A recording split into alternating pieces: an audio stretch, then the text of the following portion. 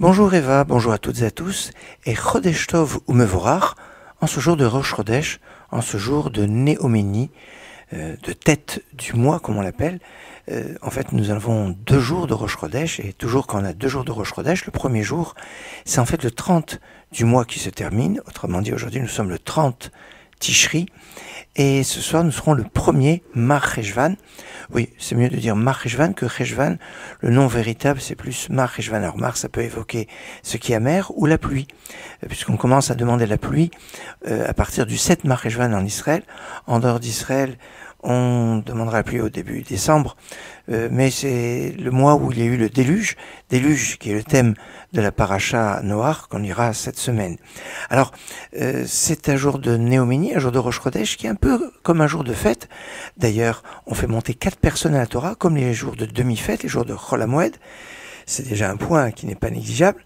C'est un jour où on fait le Hallel, mais pas le Hallel en entier. Le Hallel partiel, comme on le dit. C'est pour ça que dans de nombreuses communautés séfarades, notamment en Israël, on ne fait pas de bénédiction sur ce Hallel. Dans de nombreuses communautés séfarades autres d'Afrique du Nord notamment, et Ashkenaz, on fait quand on est avec un minyan, la bénédiction. En tout cas, on fait ce Hallel, cette suite de psaumes qu'on fait pour les jours de fête, et donc c'est un point fort.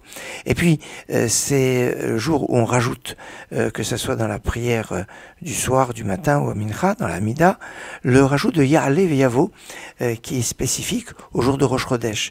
C'est aussi ce passage que l'on rajoute aussi dans les actions de grâce après le repas, dans le Birkat Hamazon.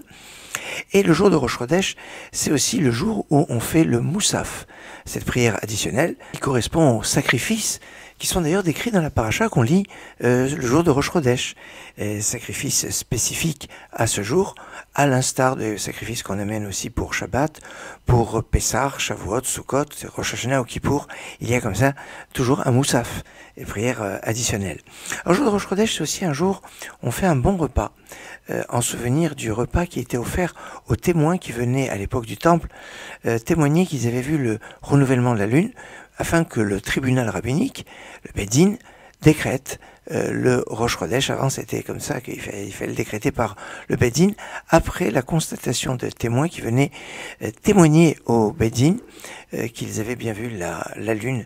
Et alors, comme il y avait un certain nombre de témoins qui venaient, alors les premiers, il y avait peut-être certains qui n'étaient pas pour recevoir, mais assez vite, il y en avait qui étaient recevables. Alors les autres pouvaient se dire, bon, on est venu pour rien.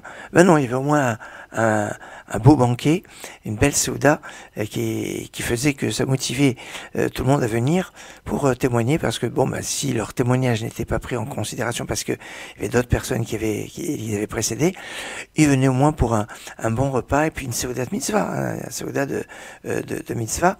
C'est pour ça que c'est important de faire un repas à la fois aujourd'hui et demain, les 2 jours de Rosh Chodesh, ces 2 jours de Néoménie. Chodesh Tov ou Mevorach et Shavuot Tov.